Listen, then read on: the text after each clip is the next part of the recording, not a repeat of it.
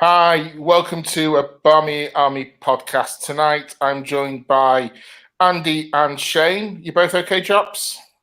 Yeah, belting. Yep, very well, thank you. Good. Tonight we're going to be talking again about the game on Sunday against Chelsea. We'll be looking forward to the game this Sunday against Birmingham, and also other bits of news that we know. So, in fact, we're going to start with that. We're going to talk about the departure of Lotta. Andy, I'm going to start with you on this one. You've been to most games, and we obviously saw the emergence of Alex Greenwood for most of us during the Championship season. Yeah. When Lotta came in after Alex's departure, was it kind of the job to fill her shoes? Was it too big for her in a way? Maybe. Obviously, she was clearly our best player, our best performer in that first season. She was captain. She was the WSL player that we had.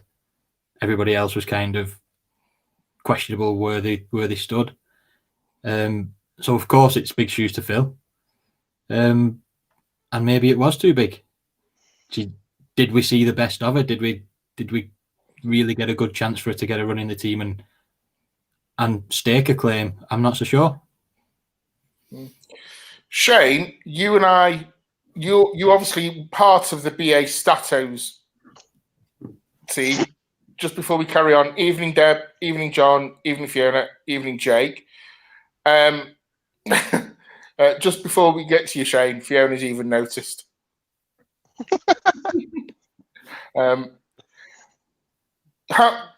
If I'm correct, she's only played 6 games for us, Lotta, over the 2 seasons. Sounds right. So, as I asked Andy, did she have that impossible role? And when she came in, was it kind of caught like headlights, rabbit in the cat in the headlights kind of thing? Yeah, I'd say that's accurate. I mean, it was probably down to timing as well. Obviously, Greenwood left more or less when the season was due to start. Right the way through pre-season, so she came in without really having to, get that proper start of the pre-season in it and be integrated like, the other newcomers are like Jackie and Abby as well, and then Mary, I suppose, in a similar position because she was later on coming, but more early than Lotta was. So I think she was always in a difficult position, and given the nature of how Greenwood left, there was probably an expectation that we were going to replace like for like. So she almost already had a target on her back. Maybe target's not the right word, but there was always that probably higher expectation of being able to perform.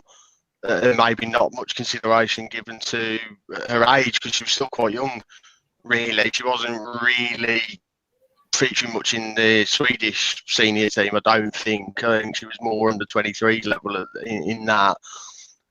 So yeah, whether that played on her a bit with the performances, whether she felt the pressure to perform up to that level, or whether she did what she was capable of, and there was pressure from us as fans, maybe pressure from Casey, from the rest of the team. But I don't know. I'm not saying anyone's ganging up on her, but there was always that case that could happen, I guess. Yeah, no, John Fry's put this comment in, gutted to see Lotta gone, don't think she's given enough time to settle in the team and gain confidence, but if we sign a left back, yeah, I agree with that. Jake, obviously, again, he felt sorry. It was massive to be left by Alex. Someone compared her the other day, and I think quite unfairly, to it took, when Peter Schmeichel left United, it took us, 6 or 7 goalkeepers to get to Edwin van der Sar. The same with when Dennis Irwin left, it took us 6 or 7 left backs to get to Patrice Evra. I think the comparison was quite kind of unfair. Because I've watched back some of our fan cams, and actually, whenever she's played a full game, she's usually got a mention of player of the match. Mm. And I can only really remember, Shane, and you might know something more than this. The only mistake I can actually say was kind of a mistake is against West Ham this season. I can't think of anything else where she was completely to blame. Yeah, and even then it was more, I suppose that it was only a mistake that led to a build-up of a goal, not necessarily a direct result in the goal going in. I think it was just a case of didn't pressure across, so the fact that the cross went in then led to a goal, but it didn't mean that there was other factors then that maybe could have stopped the goal going in. Yeah. Anyway, we wish her all the best and hope that if we play them in the Champions League, she doesn't have a worldie is normal. And we'll see. Evening, John Neville. Evening, Max. And evening, Ian. Right, let's get on to the Sunday's game. Away to Chelsea. I think it was billed as the biggest WSL game of the season so far. I can't argue with that. The team news came out, and there was a bit of a shock when Tobin Heath wasn't named. There was like, oh my, the walls are falling apart, and all of that. And actually, on some of the fan cams that we did after the game, someone had mentioned as soon as we saw Tobin not in the team, I knew we were going to lose. Andy, your reaction to that? Tobin wasn't in the team that first game of the season. Neither was Kristen Press. Yeah. We earned a draw. I'd say the way we played, first half, we were lucky to be in the game after 15 minutes. Yeah. But beyond that, and certainly in the second half, we were involved. And it was, the goal we scored was top class. The goals they scored were scrappy or poor. So they should have scored a few more. They deserved a few more than the chances they created, but the ones they got, they weren't good goals. They were goals that we can regret conceding. Yeah, absolutely. Katie said in her post-match interview, Mary had to make too many saves for my liking, and that just goes against the point. That just proves the point you were making, Andy. Shane, you were part of the watch along. During the first half, what were your thoughts going on at that point? Well, I said when I joined it, I was nervously eating Pringles pre-match, weren't I? So I think I was probably justified after the first 15 minutes because we took an absolute battering to an extent. I mean, you give a striker like Sam Kerr or a striker the ability that Sam Kerr is known to have elsewhere, there's no real reason other than, sloppy striking that we weren't 3-4-0 down very early on. And you get to that, it then becomes a case of damage limitation and, we'll lose. It's just a matter of how many we can reduce the gap by. After that sort of weathered that storm, we kind of held our own a bit. Obviously, we did concede and that goal, from my point of view, it could have been dealt better.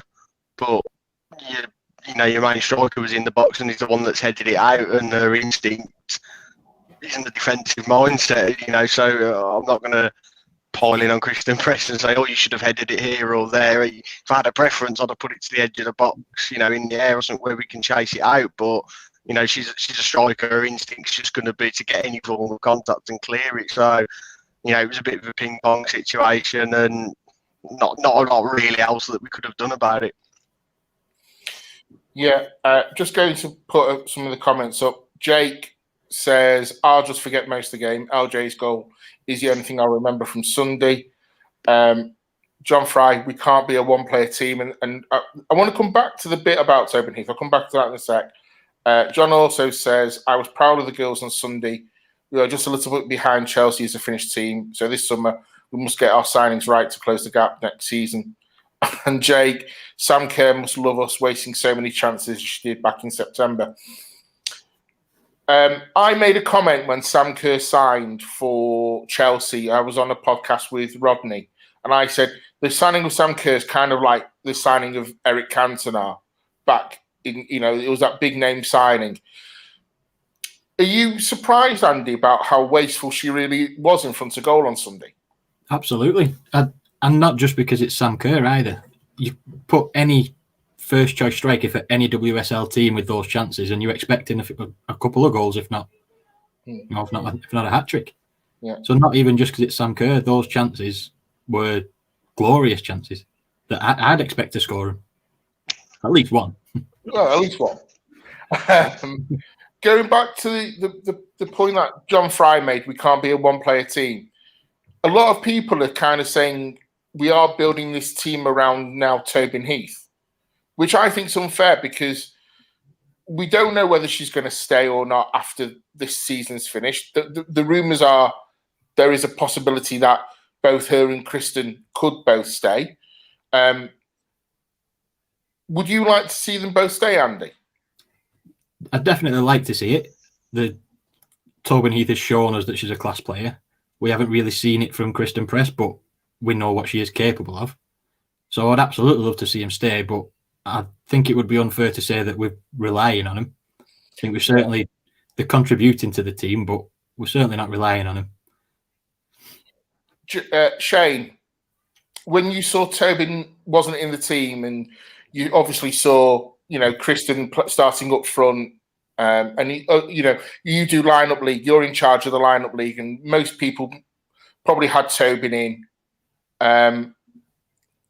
Everyone did, I think. Yeah. Were you happy with the starting 11? Thinking, well, we can get something out of this on some against them. Yeah. I suppose if I had any reservations at the start of seeing it was maybe with Honor and Kirsty possibly swapping sides. I know Honor in the first game played left back and did really well. I mean, for a debut, we were all astounded. We may well have all given the player of the match in that game because she was really phenomenal for her first game. For a young Spanish girl coming over here, new league, new country, in the current climate we're in as well. So I would have probably expected her maybe to start there, although if you'd have thought Tobin would have started, you maybe would have thought that she'd have played Leah at left back like she did against City. So I was surprised to see Tobin on the bench, but knew instantly that had to be, injury related or fitness related, because otherwise she's on the starting 11. Against a team like Chelsea, you will start her. But equally, I was pleased to see Press back, in a condition that she was ready to start the game too. Yeah, no, I had them both starting in my starting 11, and I was glad that Kristen started. She obviously needs a minute, and Andy, Kristen, she obviously needs some minutes under her belt to try and get fitness back. She had an injury and an illness, and do we need to just play her through it and to give her more minutes, or would you now go put her on the bench for Sunday, for an example, and bring her off? I would have been disappointed to see her start, but we're not short of options. Taking into account fitness, as long as other players are fit enough to start as well, we're not desperate to play her. I'd love for her to play into the game and get the fitness back, get a sharpness back. But we've said before, can we afford to? Can we afford to wait for that if it's not going to come quick? Yeah. There's been a mention of Russo in the comments. If she's what, she got 3 and 4 she scored for us? Yeah. Something like that. If she's fit, she's shouting out for a start. We've still got Lauren James scored a cracker on Sunday. Still got Sigsworth, who's a fighter. We've got different styles of players that we're not short of a starter if Kristen Press isn't fit enough. Yeah, just going to go through some of the comments. Fiona said we aren't building it around Tobin; she just suits our style. Jonathan says we need a crack goal scorer like Ellen White or Frank Kirby or a Miedemar. Everyone has a goal scorer, true number 9, except us. Deborah, no to Ellen White. Let's wait for Russo to get fit. Ian says, agree with Fiona. However, when she does return to the US, it will leave a huge hole. And who do you fill it with? that's an interesting point, and we'll come on to that one as well. So thank you, Ref. John Fry says Russo is a million times better than Press needs minutes, so she starts for me, sub her at 60. We need Russo back. Frank Kirby was mentioned. She's only showing how good she is now fit. Wait for Russo to be fully fit. She will prove herself. So let's go to the conversation that everyone is probably not wanting us to have. Let's say Tobin and Kristen go. Ian's mentioned it. Who do you fill her with? Shane? Who do you leave? Who do you fill's that hole that Tobin's gone? Yeah. Depending where you put her on the pitch, I guess. I mean, she's played on the left quite a bit, which naturally is Leah's position. So arguably, it's with a lot going as well. It's a natural left back that will probably be the target to fill there because, like I said, Leah plays left wing. So you don't want to have to keep putting Leah left back as an excuse to get her on the pitch. You need a proper solid left back. You get a solid left back and Leah on the left, and you've got a good link up. So it might actually be not in a traditional way where we'll miss Tobin in that sense. Kristen, again, I think, as I've said, we've got Leslie, she's a young striker, with more experience as she'll play and go on. I'd like to see her given the chance at least. I think she can get there. She certainly has the ability, and obviously we've got LJ to back her up as well. I suppose I know LJ's not really a traditional number 9 in the sense, and I know there's a few people who probably like to see LJ play with someone as a 2 up front, which goes completely against our usual formation and tactics. But I kind of agree in the sense that Lauren will probably benefit from being in that sort of number 10 role, maybe, where she can play off someone or feed someone in as well, because we know how good she is on the ball up. She proved that on Sunday and got herself a goal out of almost nothing. I want to talk about LJ because in a bit of depth. First half, I don't think there's any argument from anyone. Chelsea were the better team. Even Casey herself said Chelsea were the better team. The second half, we came out and we scored we made a sub. We took off Kristen Press. We brought on Lauren James, and she scores what I would call a typical LJ goal. Keeps the ball, and she's so strong. She keeps the ball, and she puts it into the corner of the net.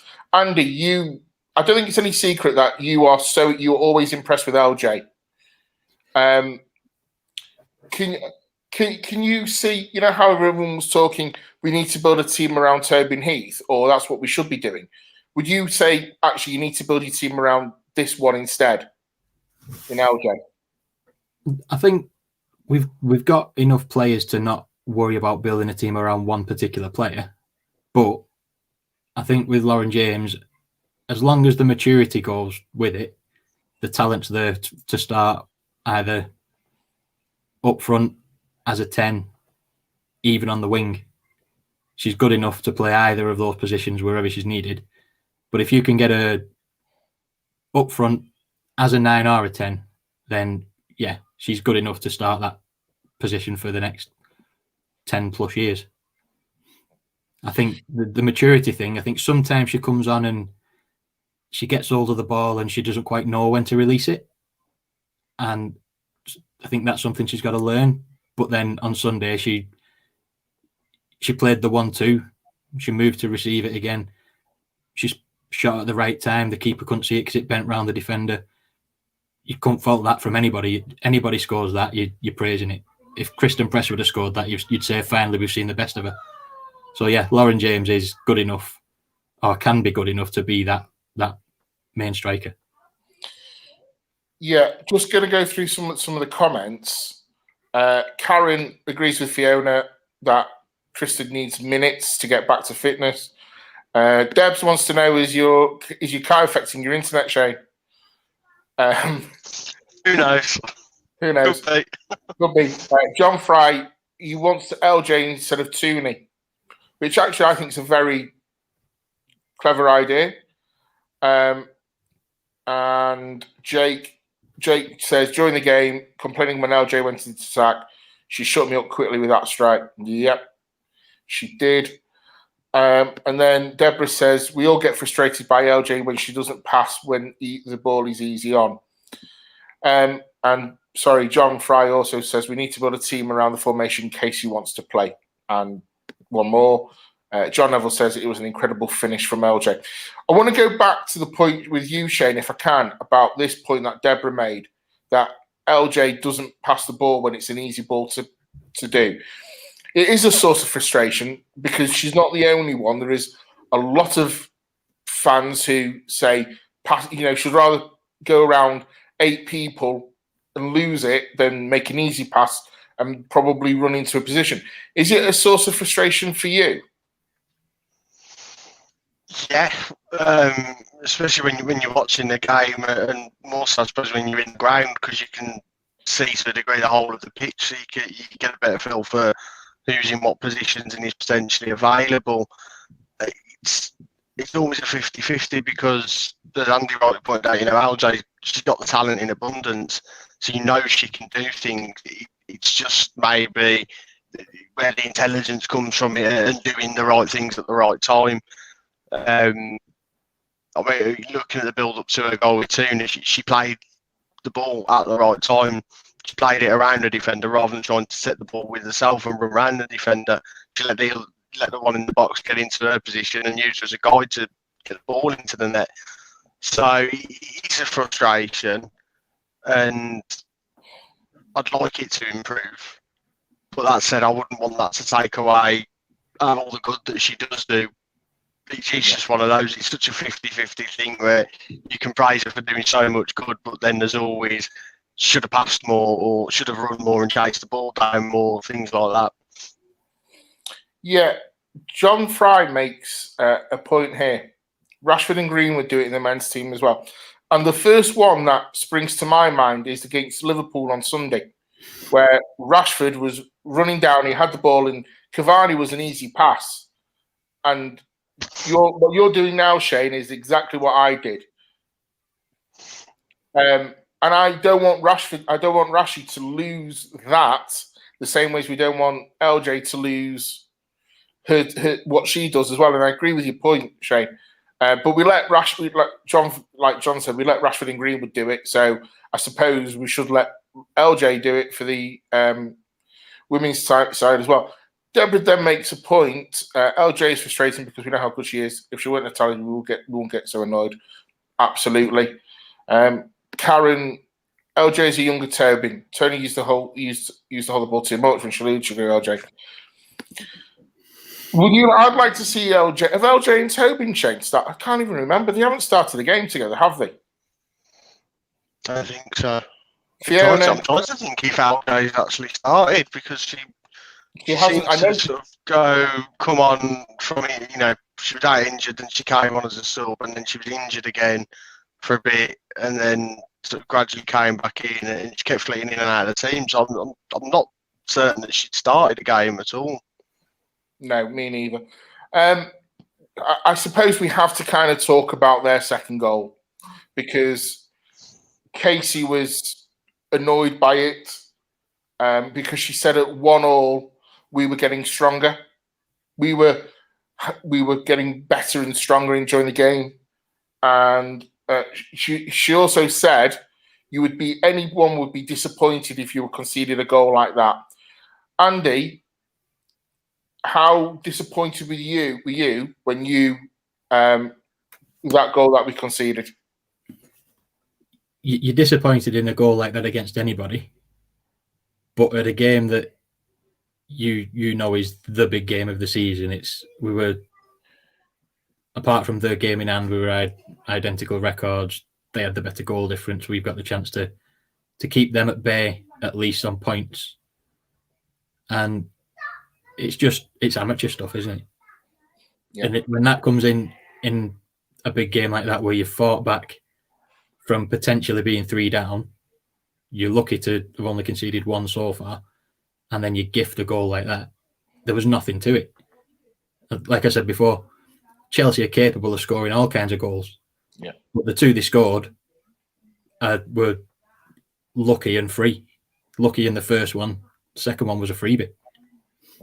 So in that particular game, it's twice as frustrating. Yeah. Shane, who do you blame for that goal? Just as I'm not asking you. I know I'm putting you on the spot, but was it Amy or Millie for you? Case of either. Yeah. Either of them could have dealt with it, and neither of them did. Part of me feels like there could have been a shout from somewhere else on the pitch. I don't know who, whether it be, Mary in goal, because she can see what's coming on towards her better than anyone, or just anyone else on the pitch. If they're looking like they're not aware Kirby's making that run, someone needs to tell them and just clear it. If you've got the pace or you've got the space to do it, get ahead on the ball and nod it back to your keeper, and she can hold on to it. You can let everyone get back into position. You can calm it down, keep your foot on the ball. If not, if that's too risky, just put your foot through it, send it back up the pitch, or send it out for a throw-in as far up the pitch as you can.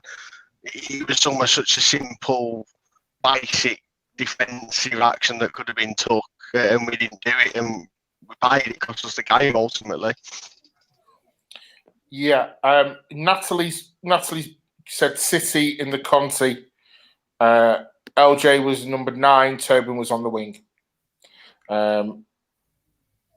Jake says about the defending, it was an absolute shambles. I'll come back on that point as well. Deborah said, I love Millie, but can't excuse basic defending. John Fry, Millie needs to get the ball, never let it bounce as a defender. I was taught that at an early age. Then Jake makes a really great point. The most frustrating thing about it is that decided the game. And then Jonathan says, first rule, don't let the ball bounce. Everyone's just said that. But he's saying Millie's not been at the races at all this season. And I will come back on that point as well. Ian, Millie should have put the ball into Rosette, but Amy T and Mary should have shouted Fran. Yeah. They're all making the same mistakes. Andy, Jonathan made the point that Millie's not been at the races this season. Do you see it that way, that she's just not, or are we seeing that she's a human and she can't be superhuman every single week like she has been for the last season and a half? I think to say she's not been at the races isn't quite fair. I think we've had discussions on the podcast before as who's our central defensive partnership. Yeah. If we can't decide who our best defensive partnership is, how do we have a settled defence? I don't think anybody would disagree that Millie is part of our best defensive partnership. It's just who goes alongside her at the minute. We've raised our game this season in general.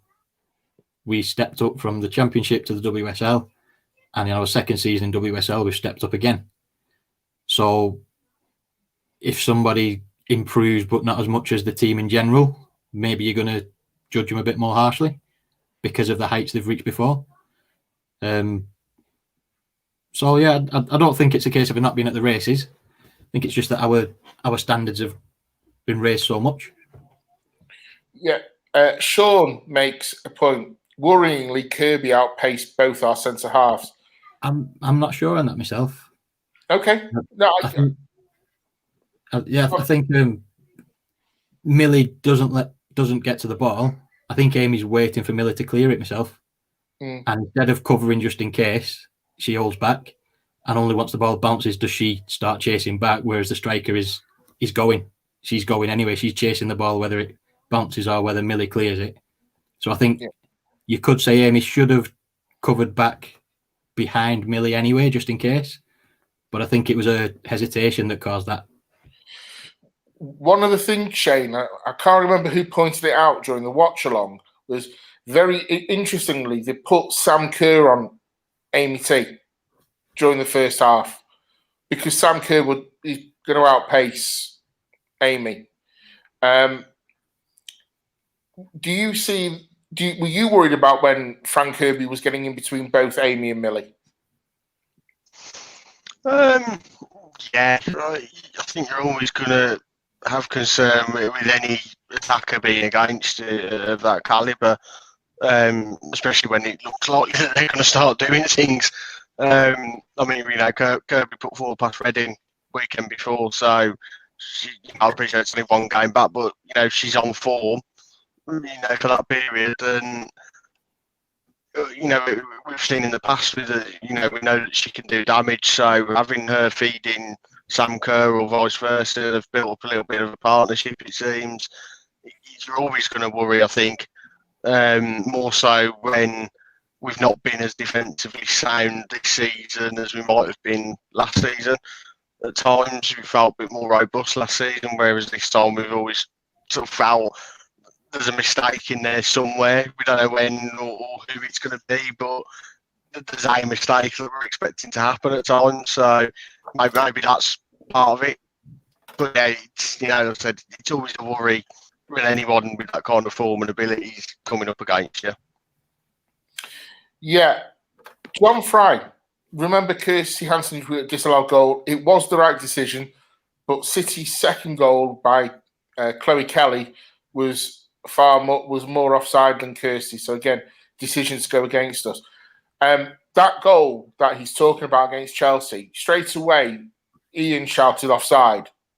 Some of us disagreed who were in the watch along, but it is those small margins that you can win a game on or you can lose a game on. Ian makes the point, we've conceded too many goals via defensive mistakes. There was the couple against Liverpool, Shane, that you and I that everyone will remember. And he's made a good point. Defensively, we're not the same package, can I say, as last season. Andy, do you see that back four being our back four next season necessarily? I think Anna Battler. Yeah. I think she's bound to be a part of it.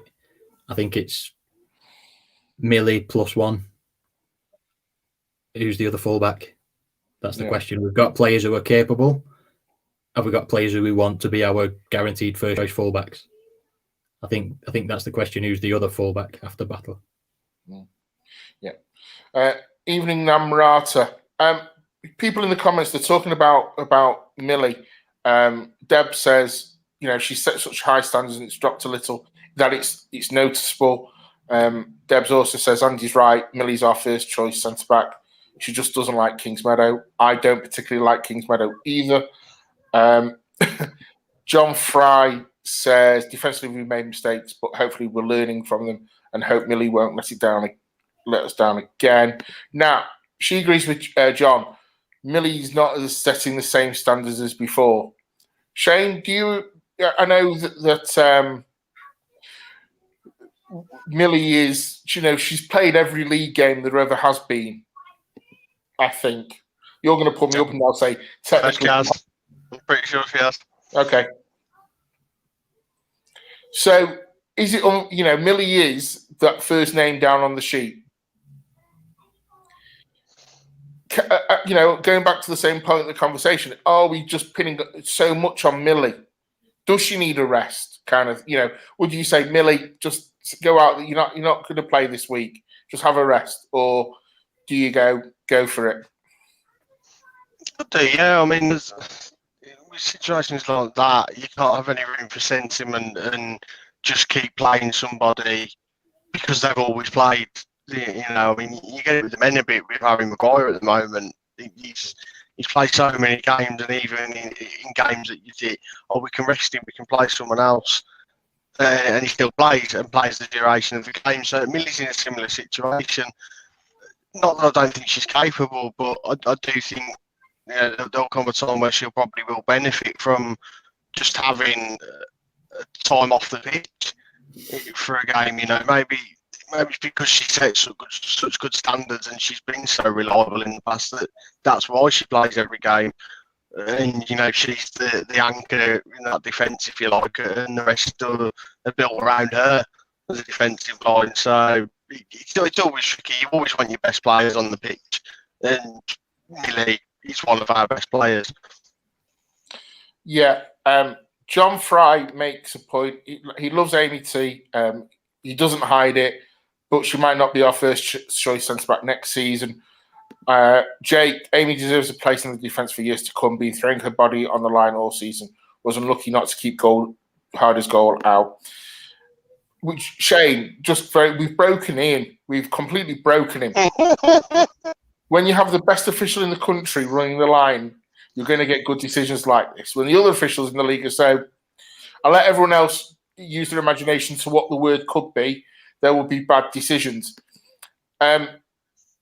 We've broken Ian. I do apologise to Ian's parents if they ever watch this, but we've broken your son over the last 6 months. He's completely been broken. Fiona says she would like to see Amy and Abby at some point. We haven't seen really any other partnership but Turner and Turner and Abby and Millie. Is it time to try and start a new defensive partnership, Andy? It's always worth a try. You wouldn't look at those two as your defence and be worried. I don't think we should be worried about Millie burning out, because I think with the number of games that come in the women's game, I think if a player's burning out because they're playing every game, I think there's something wrong with the fitness training. You know, it's not like 2 games a week for months on end. You know, we'd like to see more games. There's too many breaks, if anything, in the women's game. We want to see more. So I don't think it should be a fitness thing, but I also don't think that Millie should be automatic first choice. If what's going on in training, what does Casey know?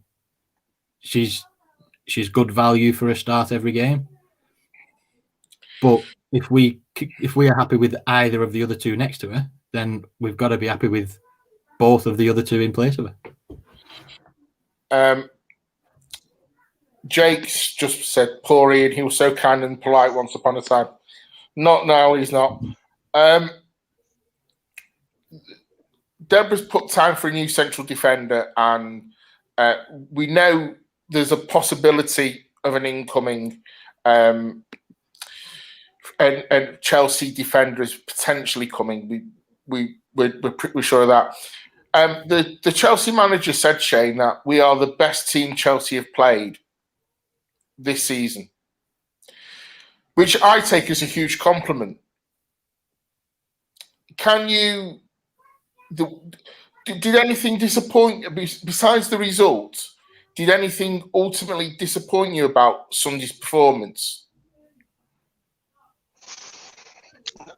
Nothing in particular stands out other than the mistakes that we've already highlighted, really, which, again, one isn't really a mistake. It's just more, down to being striker in the box defending and using her instinct, which is attacking. Another one which was a complete muck-up by the centre-backs. But other than that, nothing... there's no individual parts of that game I can pick out and say that was absolutely rubbish. And it's worrying that we were getting cut open quite a bit in that first 15, 20 minutes. But we got ourselves into it. We got our foot on the ball. And, as in the first game, we went 1-0 down. We've come out the second half and took it to them to a degree. And we got our goal. And I think if you avoid that second goal, we maybe carry the momentum forward of it and look and push on and get a winner. We scored our equaliser much earlier in the game than we did in the reverse fixture as well. So, look, Emma Hayes has been in the game a long time. Chelsea have been a staple in that league. They've gone into this season as favourites to win it. And, on record still are the favourites. They're the only unbeaten team in the league now. So, for them to maybe acknowledge the challenge we've put up so far, I would take it as a compliment, definitely. Deborah makes this point. We lacked intensity and physicality. Need to improve on both. Andy, there was a lot of people on social media after the game who said that wasn't a Manchester United performance that we're used to seeing this year. Did you see it that way, or was it, or do you mark it down as it's just that one game? I think it's tough to call because the difference in quality of teams we're playing against is so vast.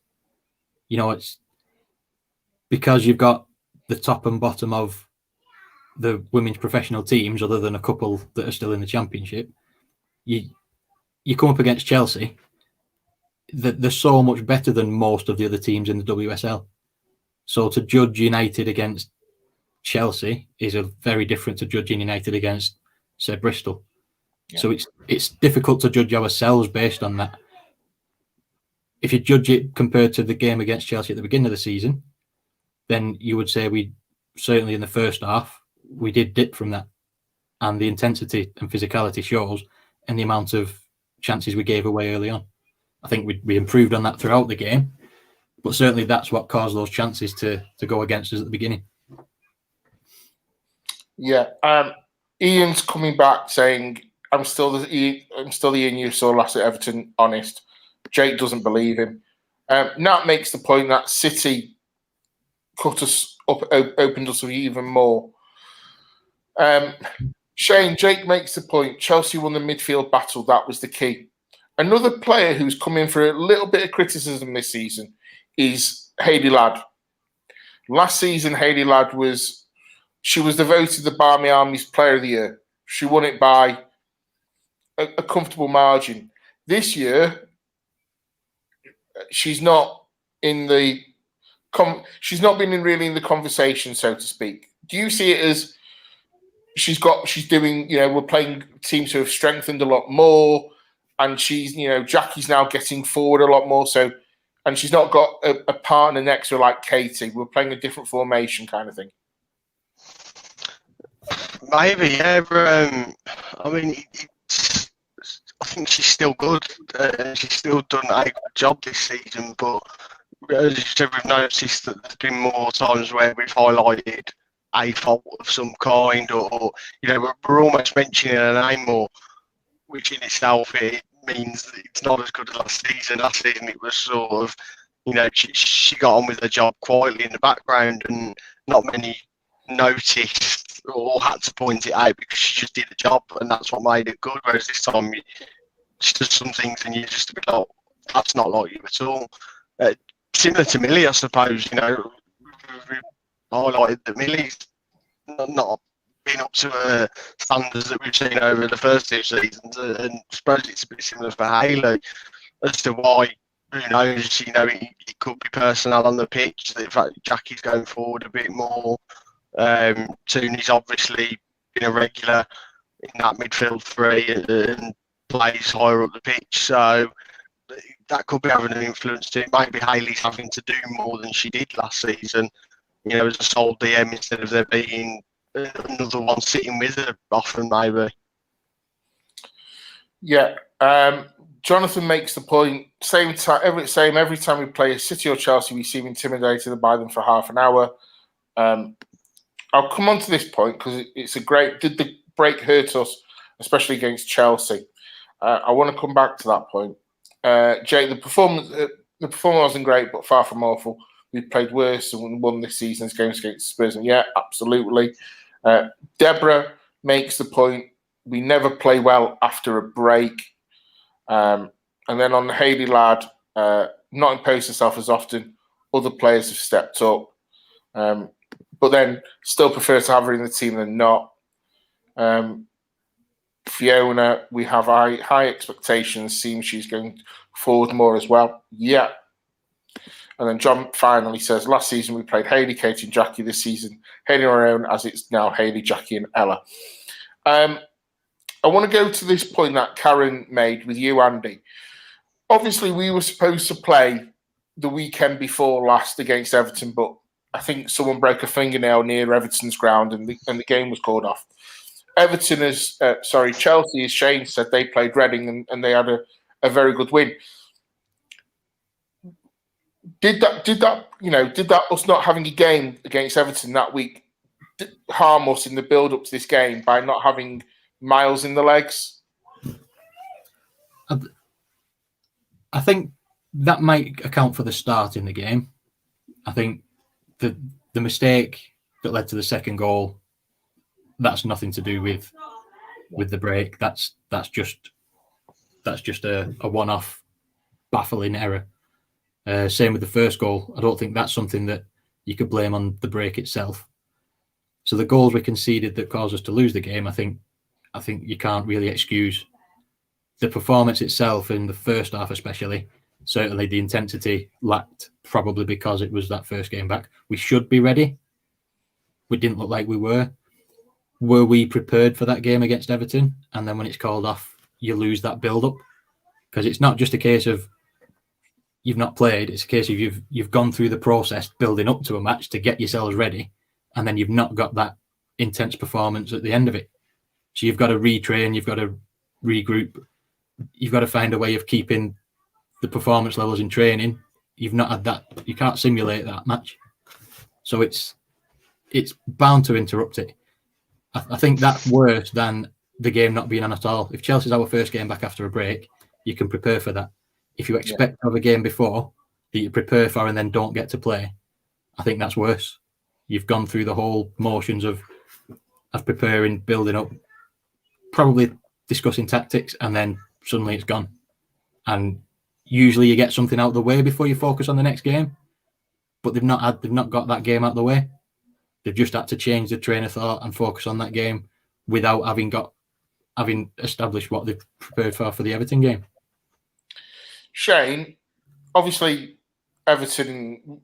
What's going on with Everton is a different kind of conversation. But Jockey makes the point. Think break did hurt us. It's happened before. But Deborah then makes the point. We always start slow in the big games. Andy made the point as well that we have so many breaks for internationals and whatevers and friendlies and all that. The Chelsea game, we all knew it was coming. Obviously, the Everton debacle happened. Do you just blame it as Andy did? The start was slow at the beginning, and we just needed to get through the first half an hour and then build up to getting into the game properly? Maybe. The other thing I'd probably consider as well, going back to when, as Deb said, it looks like we're slow to start the big games. It's almost as if we have to use that first 20, 30 minutes to see what they're doing. And then we can work out a way, which is obviously past the players at half time, but we can then work out a way of how we're going to combat it and work around what they're doing rather than we're going to do what we do and they're going to have to deal with us. It seems like that maybe. It always seems to need the half-time team talk to kick us into gear. You know, the first game against Chelsea, the game against City, this weekend, the only one where it probably hasn't, where that's probably not applicable to is the Arsenal game, where we were pretty much solid for the whole 90 minutes. Obviously, we got our reward with the goal later on as well. Some would argue is the Arsenal game a big game, but that's one for another time. Yeah, it is. Jockey makes the point. We had them one each, and we fell asleep. Honestly, was gutted. They were there for taking or for a draw. I agree with that. At 1-1, I could only see us probably getting stronger and stronger. This Sunday, we obviously play Birmingham. It's now turned into a game of we've got to get a result, number one, I think, but also a bit of a performance. Andy, can you see there being mass changes on Sunday or just a few tactical things here and there? I think it's mostly going to be about attitude. I think it's going to be don't let that game derail the season. I think you know that you're better than the beginning of that game. I think whoever starts, it's going to be a case of prove that first half is not Man United. And I think I've got confidence that we will bounce back from it. I think the character's there. I think we've got the fighters in the team to say, let's get a grip on this. Play like we can play. Yeah. Shane, Birmingham away, when we played them away, it was a bit of a tough game to watch. I think you were, if I remember correctly, you were head in hands at one point for some of the what you saw on the pitch. Is this game simply win and let's get a performance, or is it just win? We'll talk about the performance later. It has to be win and performance. Okay, Blues have arguably improved over the season a bit. I know they've got players missing through injury and whatnot. They're still a bit threadbare, but those are the games, much like our game against Bristol before the Christmas break. You have to win, but you also have to put the performance in, because a 1 or 2-0 win isn't going to really cut it if you're just going to struggle through that game. You have to prove that the last game was a one-off and that you still mean business and you're not just going to amble through these things. Last time out against Blues, we won 5-2, and we were probably more subdued after that game than we were after getting a 1-1 draw against Chelsea, which is purely a performance-related thing. We've gone from drawing a game to winning a game by 3 and scoring 5, but we were sort of a bit like, oh well, yeah, we won. So you want to win, convincingly with your performance. It doesn't have to be your 5, your 6, 7 goals that you score. It'd be nice if we did, of course, but as long as the performance is there, I think that's what counts, because that's what helps you carry your momentum forward. Yeah. Absolutely. Jake makes the point. Can't underestimate Birmingham. They are a much better side than many say. They gave us a scare last time. We should still win though. Obviously, Birmingham have got a decent striker, or Jake tells us they've got a decent striker in Claudia. Can't remember his surname. Jake will probably tell us. John Fry makes the point. It's my usual saying, but Sunday's now our biggest game of the season. We need to turn up and show the other teams that we're not going away. Andy, obviously everyone would love to win the championship, but is it Chelsea are just the best team in the WSL, and we're not far off them, but we're not just there yet. So if we could get second, it proves a heck of a lot for us. I think as far as quality and depth, it's clear that Chelsea are that bit better than us. But it's down to consistency, I think. Chelsea have now got the chance to prove that. Can we see them dropping points against anybody? Because that's now what we need. It feels like maybe we had to be the ones to knock the points off them. Can we look to City or Chelsea to knock points off them? I don't know who they've got left to play. Are they too good to drop points against anybody else? It's in their hands, and because of how the season's gone so far, finishing outside the top 3 would feel like a disaster. Yeah. Finishing second or third before Sunday feels like it would have been disappointing. But it's a huge step. To break into the top 3 this season is a huge step, however it comes. So I think we've got to take joy from our league position as it is, despite Sunday's result. And we know that on our day we are good enough. We've proved in 2 matches against them, despite a draw and a loss, we've proved that we are good enough to compete with them. Yeah, absolutely. I've said before, previous seasons, last season we played City, Arsenal, Chelsea, and even though we went close, you could tell that they were superior. This season, that hasn't been the case. Even against Chelsea, at times in the games it has, but at other times in the games we've matched them, and we've showed that we can reach the levels that are required. We've just got to do it from the start and more often. I agree with every word you said there. Jake makes the point, defenders can't let themselves to be bullied this weekend. And Deborah says we might learn something about the players this weekend. Shane, you can sort that out. I'm not bothering. I'll leave that with you. Is that the one who's going to do the bullying? Probably. Ian says, glad the game's at LSV on Sunday. Birmingham's pitch seems to be a bit of a swimming pool these days. I think everywhere right now looks like a swimming pool, if I'm being honest with you, Ian. Tobin has carried us a bit this season. She praised Frida, though. We do need other midfielders. Yeah. And he also says, Jackie and Hayley have been far too defensive. Shane, as we start to wind it up a bit, if I was to say to you back at the beginning of the season, you're going to finish in the top 3 Champions League place, would you have gone, I don't care where, top 3? Oh yeah. I think I said at the start of the season, we finished 4th last year with it not being a full season. So if we were to finish 4th this season over the course of the whole thing, it wouldn't be a complete and utter disaster. But preference would have been top 3. So if you could have said to me at the start of the season that, you know what, we'll finish the season and we will be top 3 and we'll get a Champions League spot of some sort, then yeah, snap your hand off, absolutely. Shane, Jake's coming back at you. She floored Billy last time, to be fair, as well. I'll let you two sort that out. Slander. I'll let you two sort it out.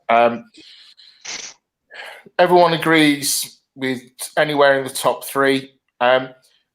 Jake made the point, and I know he's in the comments. Jake made the point on Sunday, Andy, that Chelsea are top of the league for a reason. We can now forget about maybe going for the championship and just concentrate now on ourselves and getting us close to Chelsea. Because Emma Hayes, I believe she said, it's taken her 9 seasons or 9 years to get that team. Yeah, United have come along in 2.5-ish, and we're pushing them. Is it you just going to let Chelsea do what they're doing and let United do what we're doing? Yeah, I think that's the case anyway. I think before Sunday, I think you wonder who the team to beat is, and you got the impression it was us. And Chelsea, they are there for a reason, and you can see that. You can see that on the pitch. I think regardless, before Sunday, even if we'd won on Sunday, it's a case of concentrate on us. We know that everybody we've got to play for the rest of the season, we're capable of beating.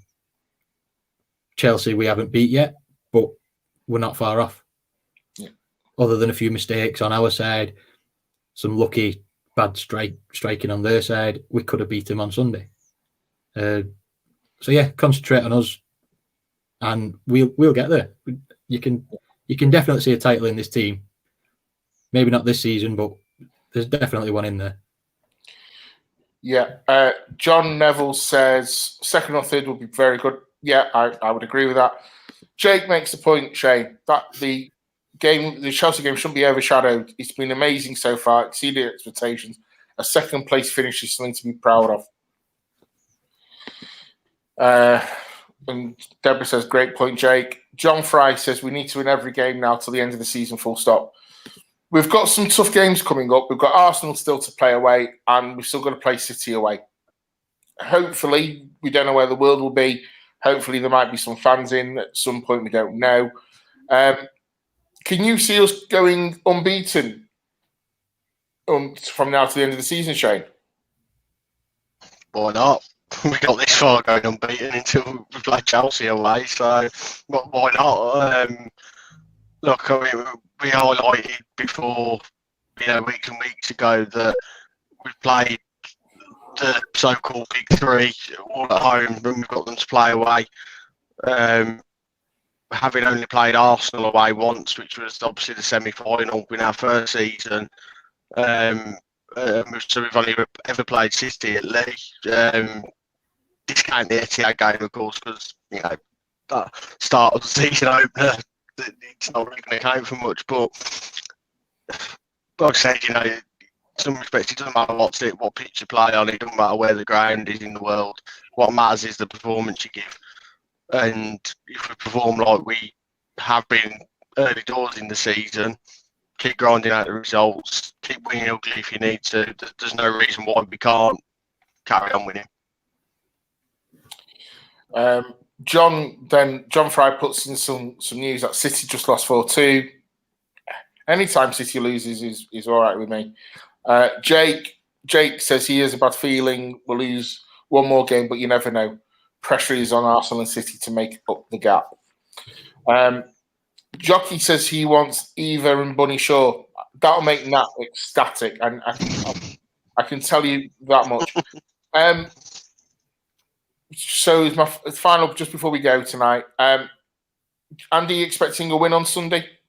Yeah, Against confident. Birmingham? Very confident. Okay. Shane? Yeah, absolutely. I'd agree. Okay. Right. Thank you both for joining me. It's been a pleasure as always. Deborah's on next week. I believe Nat's on with her. I'm not sure about who the other guest is, so get involved with everything, everyone. Take care and have a good week. Thanks for watching. Bye.